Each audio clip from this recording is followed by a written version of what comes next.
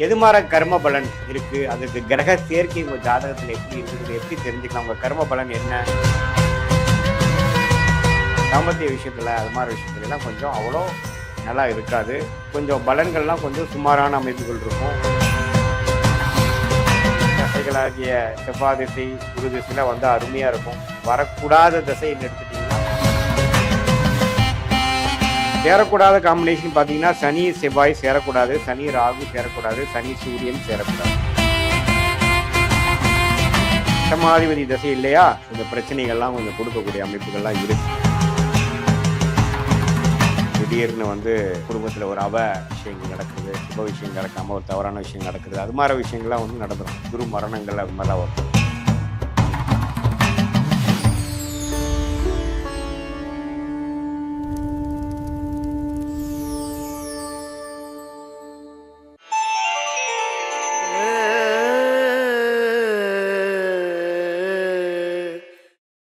இந்த வீடியோவில் நம்ம என்ன பார்க்க போறோம்னா, சிம்ம ராசி சிம்ம லக்னத்தில் பிறந்த நீங்க எதுமாற கர்ம பலன் இருக்கு, அதுக்கு கிரக சேர்க்கை உங்க ஜாதகத்தில் எப்படி இருக்குதுங்க, எப்படி தெரிஞ்சுக்கலாம் உங்க கர்ம பலன் என்ன, எந்த கர்மால பிறந்திருக்கீங்கிறதுக்கு கிரக அமைப்பு, சாதகமான கிரக அமைப்புகள் என்ன, சாதகமற்ற கிரக அமைப்புகள் என்ன. சிம்ம லக்ன சிம்ம ராசியில பிறந்த நீங்க பூர நட்சத்திரமா இருந்தாலும் சரி, அஸ்வினி மக நட்சத்திரமா இருந்தாலும் சரி, உத்திராட சித்திர நட்சத்திரம் முதல் பாதத்தில் இருந்தாலும் சரி, இந்த சிம்ம லக்னம் சிம்ம ராசியில பிறந்தவங்களுக்கு யோகமான கிரகம் என்னன்னு கேட்டீங்கன்னா 5ஆம் வீட்டு அதிபதியாகிய குரு, அடுத்தபடியாக செவ்வாய். இந்த செவ்வாயும் குருவும் சிம்மலக்னத்துக்கு யோகமான ஒரு கிரகங்களாக வருகிறது, தசைகளாக வருகிறது. அந்த ரெண்டுமே ஒண்ணுக்கு சேரும் பொழுது அருமையான ராஜயோகம் உருவாகிறது. ஸோ அப்படி இல்லாமல் குரு வந்து சனியோட சேரும் பொழுது கொஞ்சம் வலிமை குறைகிறார், அதோட ஷைன் குறையுது. அதே மாதிரி செவ்வாயோட சனி சேரும் பொழுது செவ்வாய் கொடுக்க வேண்டிய பலன்கள்லாம் குறையுது.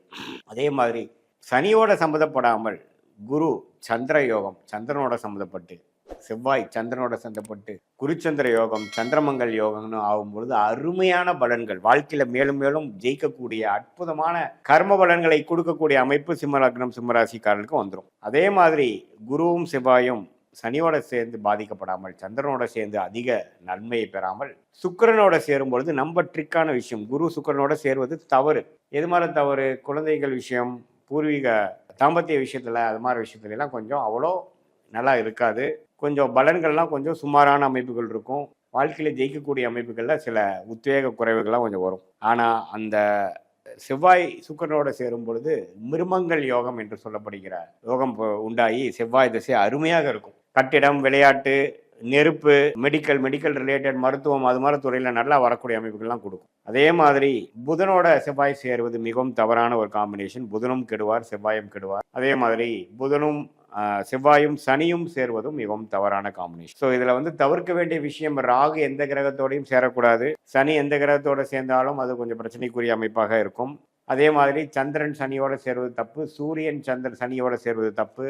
இதெல்லாம் வந்து புத்திர விஷயத்திலையும் அப்பா விஷயத்திலும் நமக்கு ஒரு நல்ல அமைப்புகள் கொடுக்காம போறதுக்கு வாய்ப்பு இருக்கு. இதையே ஒரு குரு பௌர்ணமி சந்திரன் ஒளி பொருந்திய அமைப்பில் இருக்கும் பொழுது, சுக்கிரனின் தாக்கத்தில் இருக்கும் பொழுது, புதனின் தாக்கத்தில் இருக்கும் பொழுது நல்ல பலன்கள் கிடைக்கும். ஸோ உங்கள் ஜாதகத்தில் எது மாதிரி காம்பினேஷன்ஸ் இருக்குன்னு பாருங்க. அதில் வந்து சிம்ம லக்னத்துக்கு வரவேண்டிய தசைகளாகிய செவ்வாய் திசை குரு திசையில வந்து அருமையாக இருக்கும். வரக்கூடாத திசைன்னு எடுத்துட்டிங்கன்னா கண்டிப்பாக சனி திசை தான். ஸோ சனிக்கும் சூரியனுக்கும் ஆகாது. அதனால சூரியன் தான் வந்து சிம்மராசியோட அதிபதி, சிம்ம லக்னத்தோட அதிபதி.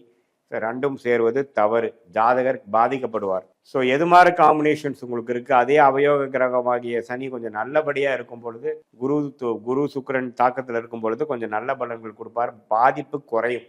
ஸோ இது மாதிரி அமைப்புகள்லாம் உங்க ஜாதகத்தில் எப்படி இருக்கு, எது மாதிரி தசா புக்திகள் போய்கொண்டு இருக்கிறது, எதை நாம் எதிர்பார்க்கலாம், எதை நாம் வந்து எதிர்பார்க்க வேண்டாம், ஒரு டிகிரத்துக்குள்ள டிகிரி அடிப்படை எவ்வளோ, 15 டிகிரிக்குள்ள இருந்துன்னா செயற்கை, 18 20 டிகிரிக்கு மேலே போச்சுன்னா செயற்கையே இல்லை. ஸோ அது மாதிரி அமைப்புகள்லாம் உங்களுக்கு எப்படி இருக்கு அப்படிங்கிறதெல்லாம் நம்ம பார்த்து ஒன்றுக்கு ஒன்று நம்ம சயின்டிஃபிக்காக நம்ம பார்க்கும் பொழுது எது மாதிரி கர்ம பலனில் நீங்கள் பிறந்திருக்கீங்க, எது மாதிரி விஷயங்கள் நம்ம எதிர்பார்க்கலாம், எது மாதிரி விஷயங்கள் வந்து ஒன்றுமே வந்து ஒரு பிரச்சனைக்குரிய ஒரு அமைப்பு கொடுக்கும், எந்த மாதிரி தோஷத்தை கொடுக்கும், வாழ்க்கையில் எந்த மாதிரி அமைப்புல அது கை வைக்கும். குழந்தையில கை வைக்குமா, திருமணத்துல கை வைக்குமா, உத்தியோகத்திலயா, பணத்திலயா, தாயாரா, தகப்பனாரா, உறவுகளா, எந்த கல்யாண விஷயத்திலயா, காதல் கல்யாணமா, எதுல வந்து எப்படி வந்து காம்பினேஷன்ஸ் கிரக அமைப்புல சேருது அப்படிங்க. சுக்கிரனே பார்த்தீங்கன்னா ராகுவோட சம்மந்தப்பட்ட காதல் விஷயங்கள். சுக்கிரன் ராகு கேது கூட சம்மந்தப்படாமல் நேர்த்தியா இருந்துக்கிறப்ப அது இருக்காது. இதெல்லாம் ஒரு ஒரு கிரகமும் கர்ம வினைகளே பார்த்தீங்கன்னா அந்த சேர்க்கையில தான் இருக்குதே ஒழிய சுக்கிரன் 9ல இருந்தா என்ன, சுக்கிரன் 10ல இருந்தா என்ன, குரு 8ல இருந்தா என்ன, குரு 9ல இருந்தானாங்கிறதுல பலன்கள் கிடையாது. ஒண்ணுக்கொண்ணு எப்படி இணையுது, எவ்வளவு டிகிரியில் இணையுது, யார் யாரோட சேர்றா, அப்படி பொறுத்து தான் கர்ம வினை இருக்கிறதுங்கிறது நம்மளுடைய 18 வருஷம் அனுபவம் ஆகிய சயின்டிபிக் வேதிக் அஸ்ட்ராலஜி முறையில நம்ம வந்து கத்திருக்கோம். ஸோ உங்களுடைய பிறந்த தேதி, உங்க பிறந்த நேரம் உரை வைத்து துல்லியமான ஜாதகத்தை போடும்பொழுது ஒண்ணுமே இந்த பொதுவான பலன்கள் காட்டிலும் ஒண்ணுமே துல்லியமான பலன்கள் நம்ம பார்க்க முடியும். எப்படி அடுத்து வரக்கூடிய தசா புக்திகள் எப்படி இருக்கு, அடுத்து வரக்கூடிய காலகட்டங்கள் எப்படி இருக்கு, எது மாதிரி யோகத்துறைகள் உங்களுக்கு வரும், எது மாதிரி மாற்றங்கள் நல்லது, எப்போ வேலை மாறலாம், எப்போ உத்தியோக உயர்வு இருக்கு, எப்போ வந்து வாழ்க்கையில செட்டில் ஆக முடியும், எப்போ வாழ்க்கையில வந்து நல்ல விஷயங்கள் காத்திருக்கிறது, எது வரைக்கும் நம்ம பொறுமையா இருக்கணும், உடல்நல கோளாறுகள் எப்படி சரியாகும், எது மாதிரி விஷயங்கள் காட்டுது, லக்னம் எப்படி இருக்குது, ராசி எப்படி இருக்குது, ஒரு ஒரு கிரகமும் சேர்க்கை எப்படி இருக்குது, எந்த சாரத்தில் இருக்கிறார், ஸ்தான பலம், திக்பலம், திருக்பலம் எப்படி இருக்குதுங்கிறதெல்லாம் ஒருங்கிணைத்து நம்ம பார்க்கும் பொழுது உடனே வந்து ஒரு துல்லியமான பலன்கள் வந்து நம்ம வந்து எதிர்காலத்தை திட்டமிடுவதற்காகவும் நம்ம வாழ்க்கையை செம்மையாக வாழ்வதற்காகவும் உண்மையே நம்மளுடைய லைஃப் பொட்டென்ஷியலை ரீச் பண்ணக்கூடிய அமைப்பாகவும் நம்மளால பண்ண முடியுங்கிறத நான் சொல்ல விரும்புகிறேன். இது பொதுவான பலன்களை தவிர உங்களுடைய ஜென்மஜாதத்தை வச்சு பார்க்கும்பொழுது ஒன்றுமே நல்லா சொல்ல முடியும்.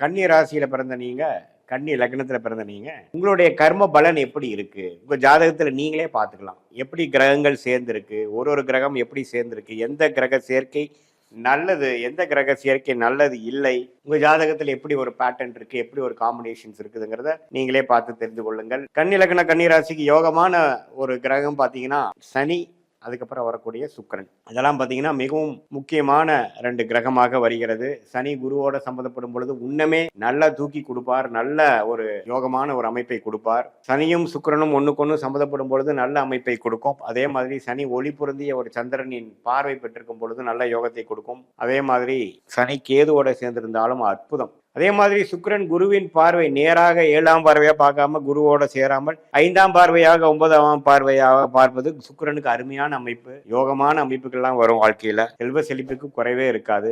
அதே மாதிரி பௌர்ணமி சந்திரனின் பார்வை பெறக்கூடிய சுக்கிரன் புதனோட சேர்ந்து இருக்கிற சுக்கிரன்லாம் அற்புதமான பலனை கொடுப்பார். சேரக்கூடாத காம்பினேஷன் பார்த்தீங்கன்னா சனி செவ்வாய் சேரக்கூடாது, சனி ராகு சேரக்கூடாது, சனி சூரியன் சேரக்கூடாது. ஒரு 15 டிகிரியில் சேர்றது கொஞ்சம் பாதிப்பை கொடுக்கக்கூடிய அமைப்பாக இருக்கும். அதே மாதிரி சுக்கிரன் பாருங்க, ராகுவோட சேருவது தவறு, செவ்வாயால் சேர்ந்தால் செவ்வாய்க்கு நல்லது, சுக்கிரனுக்கு நல்லதில்லை. சனியோட சேரும் பொழுது சனிக்கு நல்லது, சுக்கிரனுக்கு நல்லதில்லை. இது மாதிரி அமைப்புகள் இருக்கு. ஆனால் கேதுவோட சேர்ந்தா இன்னும் நல்லது, காதல் திருமணம், நல்ல ஒரு பிற மொழிகள் பேசுபவர்கள், நல்ல லாபங்கள், வெளிநாடு போகக்கூடிய அமைப்புகள் எல்லாமே இருக்கு. கலைத்துறையில் ஜெயிப்பது எல்லாமே வரும். ஸோ இதுதான் ஒரு பொதுவான காம்பினேஷன். சில மெயினா சனி சூரியன் ராகுங்கிறது ரொம்ப டிஃபிகல்ட்டான இம்பார்ட்டன்டான பிளானட், ஒண்ணுக்கு ஒன்று சேரக்கூடாது. ஒளி பொருந்திய கிரகங்களாகிய சூரிய சந்திரன் வந்து ராகு கேதுகளோட சம்மந்தப்படக்கூடாது, பார்த்துக்குங்க. ஸோ மற்றபடி பாருங்க, யோகம் இல்லாத ஒரு தசையாக கிரகமாக, யோகமான கிரகம் வந்து சனி சுக்கிரன். யோகம் இல்லாதது என்னன்னா செவ்வாய். செவ்வாய் தான் அட்டமாதிபதியாக வருகிறார், 8ஆம் வீட்டு அதிபதியாக வரார். ராசி அதிபதியாகிய கன்னி லக்னாதிபதியாகிய கன்னி லக்னாதிபதியாகிய புதனுக்கு பிடிக்காத ஒரு கிரகமாக செவ்வாய் வருகிறார். செவ்வாய் திசை வரும்பொழுது ஜாதகர் அஃபெக்ட் ஆவாங்க. அட்டமாதிபதி திசை இல்லையா, கொஞ்சம் பிரச்சனைகள்லாம் கொஞ்சம் கொடுக்கக்கூடிய அமைப்புகள்லாம் இருக்கு. ஸோ அதனால கொஞ்சம் பொறுமையாக வாழ்க்கையை சந்தித்து வாழ்க்கையில் வரக்கூடிய போராட்டங்களை சந்திக்க வேண்டியதாக இருக்கும். இக்கட்டான ஒரு சூழ்நிலை, மரணத்துக்கு ஒப்பான கண்டங்கள், அது மாதிரி விஷயங்கள்லாம் கொடுக்கக்கூடிய ஒரு அமைப்பாக கன்னி ராசி கன்னி லக்னக்காரருக்கு செவ்வாய் திசை வந்துடும். அந்த செவ்வாய் சுக்கிரனோட சேர்ந்துருக்குன்னா ஓரளவுக்கு சமாளிக்கலாம். குருவோட பார்வையில் இருந்தால் ஓரளவுக்கு சமாளிக்கலாம். சந்திரனோட சேர்ந்து சந்திரமங்கல் யோகத்தில் இருந்தால் பரவாயில்லை. ஆனால் அவரே ராகுவோட சேர்ந்து சனியோட சேர்ந்து இருக்கக்கூடாத இடமாகி 6ஆம் இடத்துல இருந்தார்னா இன்னுமே வம்பு வழக்குகள், பிரச்சனைகள், உடல் உபாதைகள், திடீர்னு வந்து குடும்பத்தில் ஒரு விஷயங்கள் நடக்கிறது, சுப விஷயங்கள் நடக்காம ஒரு தவறான விஷயங்கள் நடக்கிறது, அது மாதிரி விஷயங்கள்லாம் வந்து நடந்துடும். துர்மரணங்கள் அது மாதிரிலாம் வரும். ஸோ அதனால இதான் பார்த்துக்கணும். உங்கள் ஜாதகத்தில் எப்படி இருக்குன்னு பாருங்க. மற்றபடி இருக்கக்கூடிய கிரகம் பார்த்தீங்கன்னா சூரிய, சந்திரன், புதன் அதெல்லாம் வந்து ஒரு நியூட்ரலான பிளானட். புதன் தான் ராசி அதிபதி, லக்னாதிபதியாக வரனால அவரு நல்ல ஸ்தான பலத்தோடு இருக்கிறது நல்லது. சில டைம்ஸ் வர்க்கோத்தம் பெற்றாலும் ஸ்தான பலம் வரும். நவம்சத்திலையும் ராசிலையும் ஒரே இடத்துல இருந்தாலும் சில நட்சத்திர பாதத்தில் இருக்கும் பொழுது வர்க்கோத்தம் பெறுகிறார் இல்லைங்களா? அதெல்லாம் வந்து அருமையான ஒரு அமைப்பு கொடுக்கும். உங்க ஜாதகத்துல எப்படி சுக்கிரன், சனி, செவ்வாய், மற்ற கிரகங்கள்லாம் எந்த மாதிரி காம்பினேஷன் இருக்காங்க? சனி, செவ்வாய், ராகுவோட சம்மந்தப்படாம இருக்காங்களா? குரு, சந்திரன், சுக்கிரனோட சம்மந்தப்பட்ட வராங்களா? குரு எத்தனை கிரகத்தை பார்க்குது, சனி எத்தனை கிரகத்தை பார்க்குது அப்படிங்கிறதெல்லாம் பொறுத்து உங்களுடைய ஜாதக அமைப்புல எது மாதிரி ஒரு கர்மா செயல்பட போகிறது, உங்களோட யோகங்கள் எங்க இருக்கு, எப்படி யோகமா வரப்போறீங்க அப்படிங்கிற பல விஷயங்கள் நாம வந்து நுணுக்கமாக அற்புதமாக நீங்க வாழ்க்கையில முன்னேற முடியும். இது பொதுவான பலன்களே தவிர உங்களுடைய ஜென்ம ஜாதகத்துல பிறந்த தேதி, பிறந்த நேரம், பிறந்த ஊர் அப்படிங்கிறதெல்லாம் நம்ம போட்டு திருக்கணித பஞ்சாங்கத்தில் நம்ம ஜாதகத்தை போட்டு நம்ம பார்க்கும் பொழுது ஒன்றுமே வந்து துல்லியமான பலன்கள் நம்மளால பார்க்க முடியும். அடுத்த வரக்கூடிய காலகட்டங்கள் எதை காட்டுது, எது மாதிரி விஷயங்கள் வந்து நமக்கு நல்ல ஒரு வெற்றியை கொடுக்கும், எது மாதிரி விஷயங்கள் நமக்கு நல்லது வராது, எதை நோக்கி போனால் நம்ம ஜெயிக்கலாம், எதை நோக்கி போனால் நமக்கு பிரச்சனைகள் வரும், நம்மளுடைய யோகமான துறை என்ன, யோகமான படிப்பு என்ன, எப்போ கல்யாண விஷயங்கள், லேட் மேரேஜா, ஏர்லி மேரேஜா, குழந்தை பேர் எப்படி இருக்குது, கடன் எப்போ ஒழியும், எப்போ நம்ம வந்து ஃபினான்ஷியலாக செட்டில் ஆகும், இன்வெஸ்ட்மெண்ட்ஸ்லாம் எப்போ கொஞ்சம் நாளாக லாபம் வரும், உடல் உபாதைகள் எப்போ குறையும், சீனியர் சிட்டிசன்ஸ்க்கு சில கேள்விகள் இருக்கிற மாதிரி விஷயங்கள்லாம் வந்து எல்லாமே சயின்டிஃபிக் வேதிக் அஸ்ட்ராலஜி முறையில் நம்ம துல்லியமான பலன்களை பார்த்து அதுக்கு தகுந்த மாதிரி முடிவுகளை நம்ம வந்து பொறுமையாக எடுக்கும் பொழுது வாழ்க்கையில் தேவையற்ற செயல்பாடுகளை செய்யாமல், நம்ம கர்மாக்கு சம்மந்தம் இல்லாத ஒரு விஷயங்கள்லாம் செய்யாமல் கரெக்டான விஷயங்கள் அந்தந்த டைமில் நம்ம செய்யும் பொழுது அந்தந்த நேரத்தில் அந்தந்த தேதியில் தசா புக்தி அந்தர சூக்ஷம லெவலில் நம்ம வந்து டிவைட் பண்ணி நம்மளுடைய அமைப்புகளை நாமே பார்க்கும் பொழுது எது மாதிரி கர்மா எப்படி செயல்படுகிறது அப்படிங்கிறதெல்லாம் வந்து நம்ம பார்க்குறோம். அதுலேருந்து ஒன்றுமே நம்ம வந்து டீட்டெயில்டாக நம்மளுடைய டைம்லைன்ஸ் எப்படி இருக்குது, எதை நோக்கி நம்ம வாழ்க்கை போகுதுங்கிறது என்ன புரிந்து கொள்ள எப்படி ஒரு கூகுள் மேப் வந்து நம்ம ட்ராவல் பண்ணுறப்ப நமக்கு ஒரு உதவியாக இருக்கோ, அதே மாதிரி இந்த சயின்டிஃபிக் வேதிக் அஸ்ட்ராலஜி உங்களுக்கு ஒரு உத்வேகத்தையும் ஒரு பாத்தையும் உங்களுடைய கர்மா பாத்தையும் சொல்லக்கூடிய காட்டக்கூடிய ஒரு அமைப்பாக ஒரு டூலாக செயல்பட்டு உங்களை வாழ்க்கையில தேவையற்ற சமய விரயங்கள், தேவையற்ற பொருள் விரயங்கள் எல்லாம் தவிர்த்து வாழ்க்கையில் எளிதில்